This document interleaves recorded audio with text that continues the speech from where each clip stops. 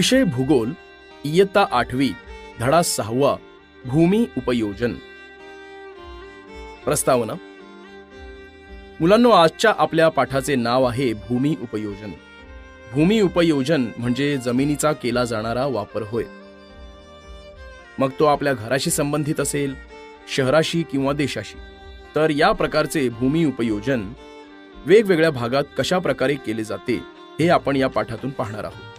त्यासाठी आपण एक प्रयोग करून पाहणार आहोत. करून पहा. मुलांनो, तुम्ही हा जो आराखडा पाहत आहात तो निरंजनच्या घराचा नकाशा आहे. या नकाशात हे पहा, किचन म्हणजेच स्वयंपाकघर दिसतंय. हे न्हाणीघर म्हणजे बाथरूम आहे. ही बैठकीची खोली म्हणजेच घरातील हॉल आहे. आणि ही आहे बेडरूम म्हणजे झोपण्याची खोली. पाहिलंत, या घरात प्रत्येक गोष्टीची जागा ठरलेली आहे. बरं, मग मला सांगा, आपण सुद्धा आपल्या घरात प्रत्येक गोष्टीची जागा ठरवतो व त्यानुसार घरात वावरतो. याचं कारण काय असेल? कारण आपल्या घरात व्यवस्थितपणा असावा, तसेच घरातील प्रत्येक वस्तू त्या त्या ठिकाणी मिळावी म्हणून प्रत्येक गोष्टीची जागा ठरलेली असते. बरोबर आहे मुलांनो. जर किचन मधील फ्रीज आपण हॉलमध्ये नेऊन ठेवला तर ते व्यवस्थित दिसणार नाही. किचन मध्ये लागणारा भाजीपाला, मसाले आणण्यासाठी आपल्याला सतत हॉलमध्ये यावे लागेल. म्हणून फ्रीज या वस्तूची जागा स्वयंपाकघरात असणेच योग्य आहे. हे एक उदाहरण आहे. अशीच गोष्ट घरातील सर्वच वस्तूंच्या बाबतीत सांगता येईल. ही जी व्यवस्था आहे ती बदलली, वस्तूंची जागा बदलली तर काही दिवस आपला गोंधळ उडतो. आपण गोंधळून जातो. आपण पूर्वी वापरात असलेल्या ठिकाणीच जात असतो. आपल्याला नवीन व्यवस्था अंगवळणी पडण्यास बराच काळ लागतो. मुलांनो, आपण आपल्या घरात उपलब्ध असलेल्या घराची जमीन म्हणजेच भूमी या विविध व्यवस्थांसाठी वापरतो. करून पहा. मुलांनो, आता आपण मोठ्या प्रदेशाचे म्हणजेच क्षेत्राचे भूमी उपयोजन कशा प्रकारे केले जाते हे एका प्रयोगाच्या सहाय्याने पाहणार आहोत. मुलांनो, हे पहा, या ठिकाणी 9 फलक दिलेत. ते पुढील प्रमाणे आहेत: व्यावसायिक, निवासी क्षेत्र, मोकळी जमीन, मनोरंजन, उद्योग, वाहतूक, शेती, संस्था, मिश्र भूमी उपयोजन. आणि ही काही स्थळे आहेत: दुकान, बाग, बँक, भांड्यांचा कारखाना, शाळा, बंगला, निवासी इमारत, मॉल, हॉकीचे मैदान, चित्रपटगृह, इस्पितळ, बस थांबा, बंदर, विमानतळ, जलतरण, तलाव, बॅडमिंटन कोर्ट, राखीव वन. आता ही सर्व स्थळे वरील कोणत्या फलकांसाठी योग्य आहेत ते तुम्ही सांगा. सर, यातील व्यावसायिक या फलकांसाठी दुकान, बँक आणि मॉल असतील. निवासी क्षेत्रात बंगला, निवासी इमारत असेल. मोकळी जमीन मध्ये हॉकीचे मैदान, बॅडमिंटन कोर्ट, राखीव वने असतील. तर मनोरंजन मध्ये बाग, जलतरण, चित्रपटगृह असतील. उद्योगात भांड्यांचा कारखाना असेल. वाहतुकीसाठी बस थांबा, विमानतळ असेल. आणि संस्था, सार्वजनिक सेवांचे क्षेत्र यात शाळा, इस्पितळं असतील. अगदी बरोबर सांगितलं. मुलांनो, शहरात किंवा गावात विशिष्ट उद्योग, व्यवसाय यांच्यासाठी वेगवेगळ्या प्रकारची जागा रक्षित केलेली असते. त्या जागेत त्याच विशिष्ट गोष्टी केल्या जातात. मानवाच्या विविध प्रकारच्या गरजा या भूमी उपयोजनात पूर्ण केल्या जातात. वनजमीन म्हणजे वनांसाठी राखून ठेवलेली ग्रामीण भागातील भूमी होय. वनजमिनीतून विविध प्रकारच्या वनोत्पादनांची प्राप्ती होत असते. उदाहरणार्थ, विविध प्रकारच्या औषधी वनस्पती, मध, डिंक, मोठमोठ्या वृक्षांची लाकडे इत्यादी वनोत्पादने आपल्याला वनजमिनीतून मिळत असतात. भूमी उपयोजन, भौगोलिक स्पष्टीकरण. भूमी उपयोजन म्हणजे प्रदेशातील भूमीचा केलेला वापर होय. किंवा एखाद्या प्रदेशातील भूमीचा विशिष्ट गरजा पूर्ण करण्यासाठी केलेला वापर म्हणजे भूमी उपयोजन होय. भूमी उपयोजन हे विविध प्रकारचे भौगोलिक घटक आणि मानव यांच्या आंतरक्रियेतून निर्माण होत असते. जसजशी मानवाच्या गरजांमध्ये वाढ झाली तसतसा मानवाकडून भूमीचा उपयोग वेगवेगळ्या कारणांसाठी वाढत गेला. उदाहरणार्थ, खनिजयुक्त जमिनीत खाणकाम केले जाते, म्हणजे जमिनीत आढळणारी खनिजे हा भौगोलिक घटक आहे आणि खाणकाम व खनिजांचा मानवाने केलेला वापर ही त्यांच्यातील आंतरक्रिया आहे. तसेच सुपीक व सपाट जमिनीत शेती केली जाते, म्हणजेच अशा भूमीचे उपयोजन हे शेतीसाठी केले जाते. भूमी उपयोजनाचे प्रकार. ग्रामीण भूमी उपयोजन. भूमी उपयोजनाचे प्रामुख्याने 2 प्रकार पडतात. 1. ग्रामीण भूमी उपयोजन आणि 2. नागरी भूमी उपयोजन. असे ते 2 प्रकार आहेत. त्यातील पहिल्या प्रकाराची माहिती आपण आता घेणार आहोत. ग्रामीण भागात शेती हा प्रमुख व्यवसाय आहे.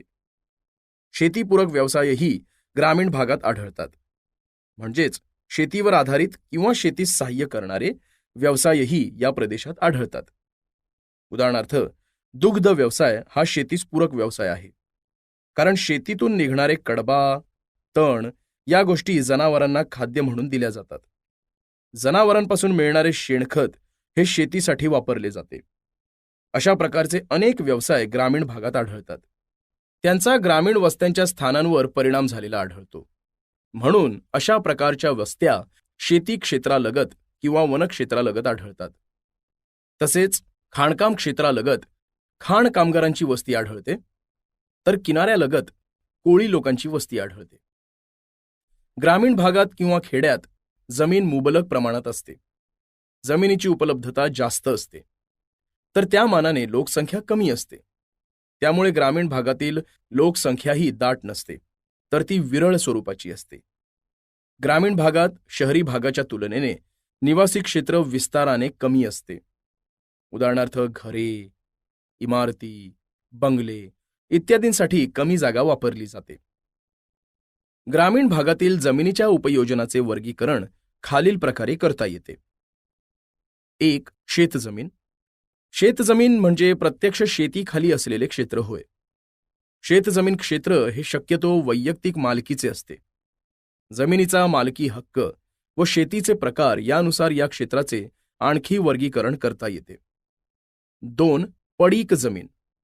ठराविक कालावधीसाठी शेतीयोग्य जमिनीपैकी काही जमिनीत शेतकरी पीक घेत नाहीत किंवा जिचा वापर शेतीसाठी थांबवला जातो अशा जमिनीस पडीक जमीन असं म्हणतात. सतत पीक घेतल्याने जमिनीचा कस कमी होतो, म्हणजेच जमिनीची उत्पादन क्षमता कमी होते. हा जमिनीचा कस वाढवण्यासाठी 1 ते 2 हंगामात शेतकरी शेत जमिनीचा काही भाग वापरत नाहीत किंवा ती जमीन तशीच पाडून ठेवली जाते. अशा जमिनीस चालू पड असं म्हणतात.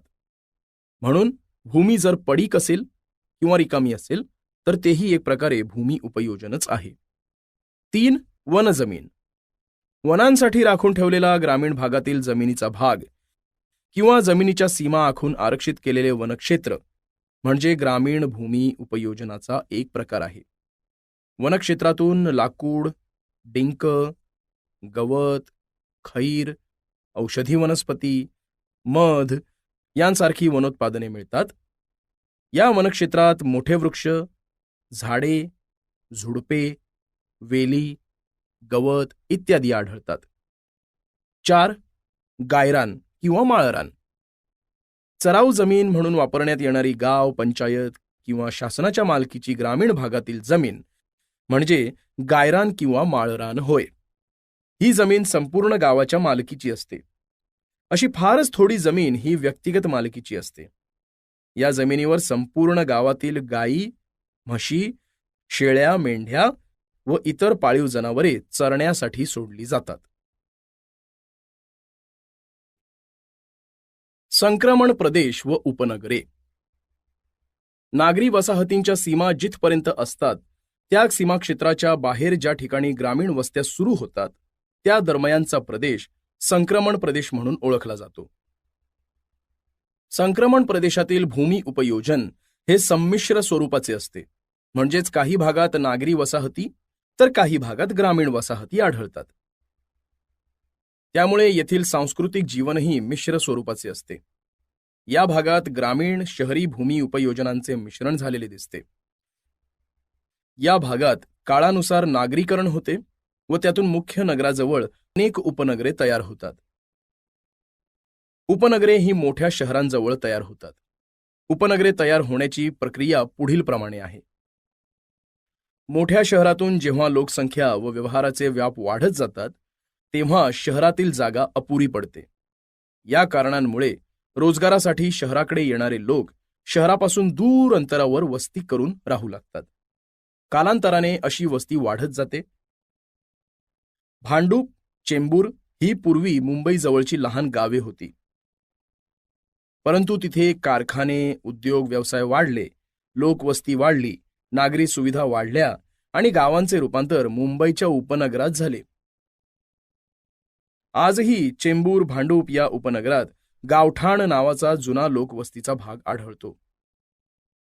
तिथली घरे जुन्या ग्रामीण पद्धतीची बैठ्या स्वरूपाची आहेत. आता तिथेही हळूहळू मोठ्या इमारती उभ्या राहू लागल्या आहेत. वांद्रे, भांडूप इत्यादी मुंबई शहराची उपनगरे आहेत. तर भिवंडी, कल्याण ही ठाणे शहराची उपनगरे आहेत. नियोजित शहरे. इंग्लंडमध्ये औद्योगिक क्रांती झाली व तिचा प्रसार संपूर्ण जगभर झाला. त्यानंतर संपूर्ण जगभरात मोठ्या प्रमाणात नागरीकरण सुरू झाले. हे नागरीकरण उद्योगधंद्यांना अनुसरून झाल्याने ते सुनियोजित नव्हते. त्यामुळे शहरांवर नियंत्रण राहिले नाही व ही शहरे अनियंत्रित पद्धतीने वाढत गेली. ग्रामीण भागात रोजगाराच्या संधी मोठ्या प्रमाणात उपलब्ध नसतात. त्यामुळे ग्रामीण भागातून रोजगारासाठी लोकांचे मोठ्या प्रमाणात शहराकडे स्थलांतर होते. या मोठ्या लोकसंख्येला सामावून घेण्याची क्षमता त्या शहरांमध्ये नसते. त्यामुळे शहरी भागात जागेची टंचाई हा नेहमीच गंभीर प्रश्न असतो. ग्रामीण भूमी उपयोजनेपेक्षा शहरातील भूमी उपयोजनेत मोठ्या प्रमाणावर विविधता दिसते. मर्यादित जमीन व भूमी उपयोजनेतील विविधता तसेच वाढत जाणारे शहर या सर्व गोष्टींचा विचार करून भविष्यात नियोजित शहरे निर्माण करण्याबाबत विचार सुरू झाले. शहरांची निर्मिती होण्यापूर्वीच शहरातील भूमी उपयोजन कसे असेल याबाबत नियोजन आराखडा तयार करून त्यानुसार शहरांचा विकास साधला जाऊ लागला. उदाहरणार्थ सिंगापूर, दक्षिण कोरियातील सेऊल, स्वित्झर्लंडमधील ज्युरिच, अमेरिकेच्या संयुक्त संस्थानातील वॉशिंग्टन DC, ब्राझीलमधील ब्राझिलिया व भारतातील चंडीगड व भुवनेश्वर इत्यादी नियोजित शहरांची उदाहरणे आहेत. अशा प्रकारची नियोजित शहरे तयार झाल्यामुळे शहरांना व्यवस्थितपणा आला. अनेक शहरी प्रश्नांची सोडवणूक करता आली. सांगा पाहू. मुलांनो, तुम्हाला समोर भूमी उपयोजनेची विभाजित वर्तुळे दिसतायत. या दोन वर्तुळांमध्ये जपान व भारतातील 2011 सालचे भूमी उपयोजन दाखविले आहे. त्यांचे बारकाईने निरीक्षण करून पुढील प्रश्नांची उत्तरे द्या. कोणत्या देशात वनाखालील प्रदेशाची टक्केवारी जास्त आहे? सर, जपान या देशात वनाखालील प्रदेशाची टक्केवारी जास्त आहे. कृषीखालील जमिनीची टक्केवारी कोणत्या देशात जास्त आहे? कृषीखालील जमिनीची टक्केवारी भारत देशात जास्त आहे. वरील दोन प्रश्नांच्या संदर्भाने विचार करता भारत व जपान यांची प्राकृतिक रचना व हवामान यांच्याशी या भूमी उपयोजनेची सांगड कशी घालाल? भारतात मैदानी प्रदेश जपानच्या तुलनेने अधिक असल्यामुळे व भारतातील हवामान अनुकूल असल्यामुळे भारतात शेतीखालील जमीन अधिक आहे. त्यामुळे व भारतात लोकसंख्या जास्त असल्याने निवासी क्षेत्र वाढत असल्याने परिणामी वनक्षेत्राचा विस्तार कमी होत आहे. या उलट परिस्थिती जपानची आहे. जपान देशाचा बराचसा प्रदेश पर्वतीय असल्यामुळे जपान देशात भारताच्या तुलनेने मर्यादित शेती आहे. त्यामुळे जपान देशात वनक्षेत्राचे प्रमाण जास्त आहे. भूमी उपयोजन व क्षेत्रीय विकास यांचा सहसंबंध शोधा. भारतात प्राथमिक क्षेत्राचा म्हणजे शेती, मासेमारीचा विकास म्हणजेच योगदान जास्त आहे. याउलट जपान देशात द्वितीयक व तृतीयक म्हणजे औद्योगिक आणि सेवा क्षेत्राचा विकास जास्त आहे. जपानमध्ये कोणते भूमी उपयोजन आढळते? जपानमध्ये वनजमीन, शेतजमीन व इतर उपयोजन इत्यादी प्रकारचे भूमी उपयोजन आढळते. भूमी उपयोजनाचा विचार करता दोन्ही देशातील भूमी उपयोजनांवर परिणाम करणाऱ्या घटकांची यादी करा. भूमी उपयोजनाचा विचार करता भारतात नैसर्गिक साधन संपत्ती, हवामान, मृदा इत्यादी घटक परिणाम करतात. या उलट जपान देशात वाहतूक मार्ग, औद्योगिकीकरण, सरकारी धोरण इत्यादी घटक परिणाम करतात. खूपच छान. मुलांनो, आताच आपण भारत व जपान या दोन देशातील भूमी उपयोजनेतील फरक समजून घेतला.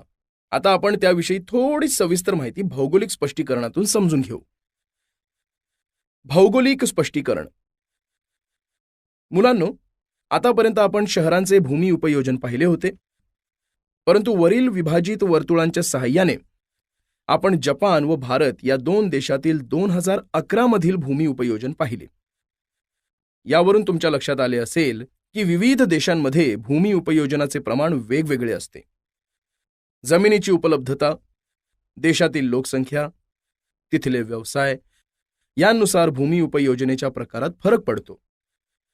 आपण पाहिलेल्या विभाजित वर्तुळामध्ये जपानमधील वनांनी व्यापलेली जमिनीची टक्केवारी जास्त असून स्थायी म्हणजे कायमस्वरूपी कृषीखालील जमिनीची टक्केवारी फारच कमी आहे.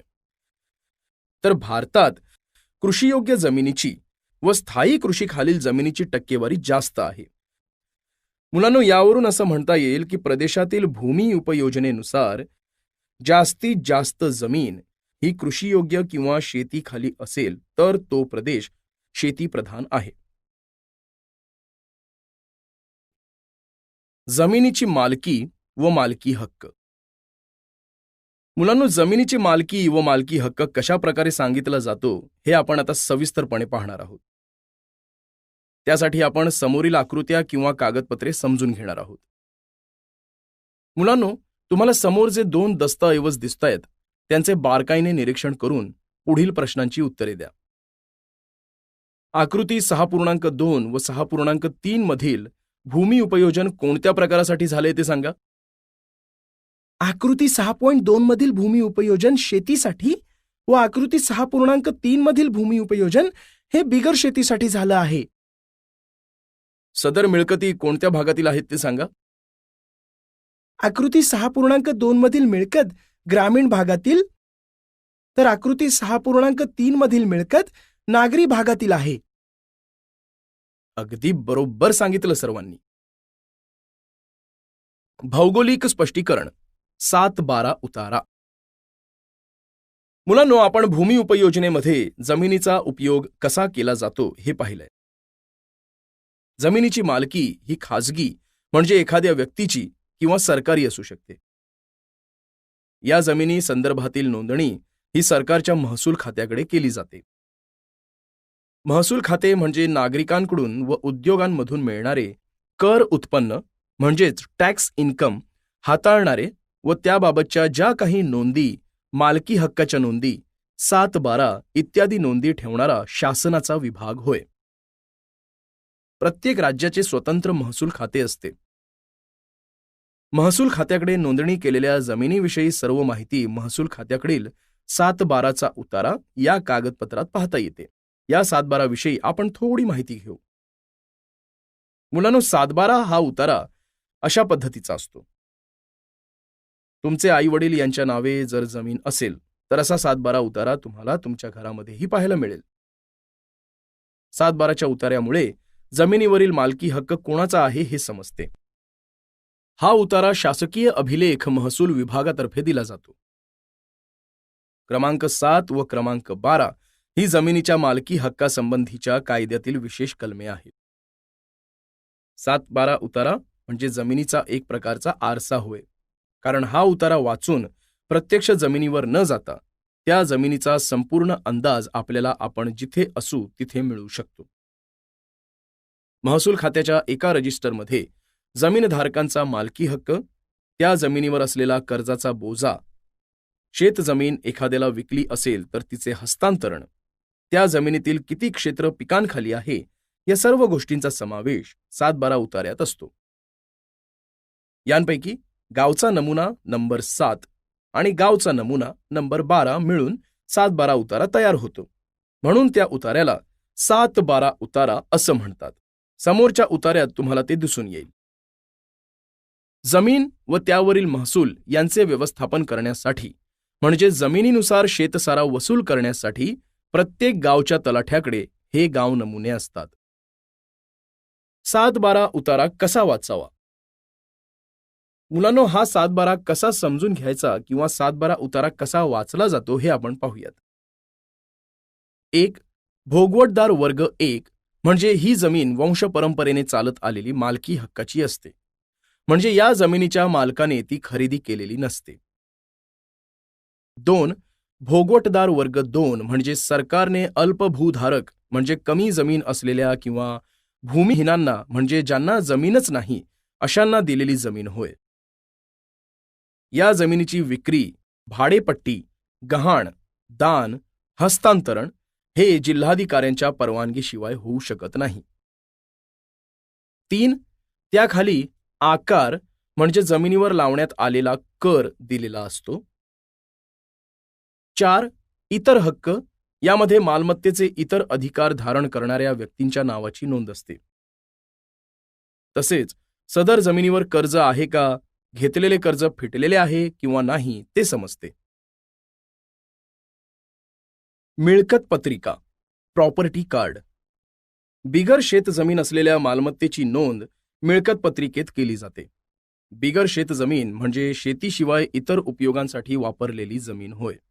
यात निवासी इमारती, बिगर निवासी इत्यादींचा समावेश केला जातो. मिळकत पत्रिका म्हणजे नागरी वस्तीत असलेल्या मिळकतीची नोंद दर्शविणारा दस्तऐवज होय. हा स्थानिक स्वराज्य संस्थांकडे म्हणजे नगर परिषद, महानगरपालिका इत्यादींकडे उपलब्ध असतो. मालकी हक्क व क्षेत्रफळ दर्शविणारा दस्त नगर भूमापन विभागातून मिळतो. यात सिटी सर्वे क्रमांक, अंतिम प्लॉट क्रमांक, कराची रक्कम, मिळकतीचे क्षेत्रफळ, वहिवाटीचे हक्क इत्यादी माहिती असते. सांगा पाहू.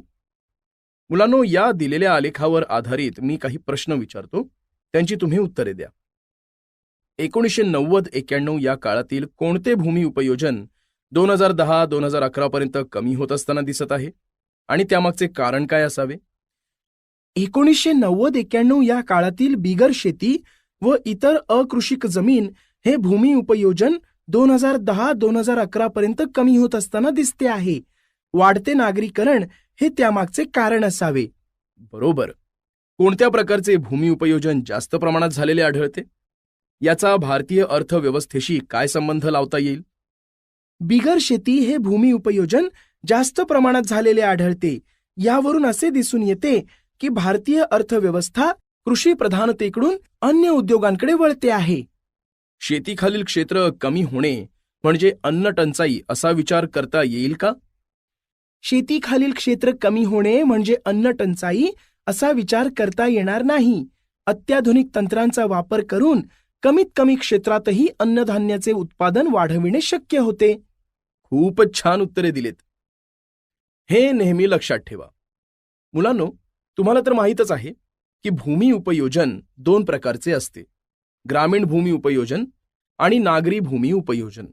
तर या दोन्ही उपयोजनांवर कोणते घटक परिणाम करतात ते या दिलेल्या तक्त्यातून समजून घ्या. भूमी उपयोजनांवर परिणाम करणारे घटक. ग्रामीण भूमी उपयोजन: हवामान, मृदा, उताराचे स्वरूप, जलसिंचनाच्या सुविधा, नैसर्गिक साधन संपत्ती, सरकारी धोरण. नागरी भूमी उपयोजन: भूक्षेत्राचे स्थान, नैसर्गिक साधन संपत्ती, गृहनिर्माण धोरण, वाहतूक मार्ग, औद्योगिकीकरण, व्यापार, क्रीडांगण व मनोरंजनाच्या सुविधा, सरकारी धोरण. मुलांनो, या तक्त्यात दाखविलेल्या घटकांचा विचार करून भूमी उपयोजन केले जाते. पहा बरे जमते का?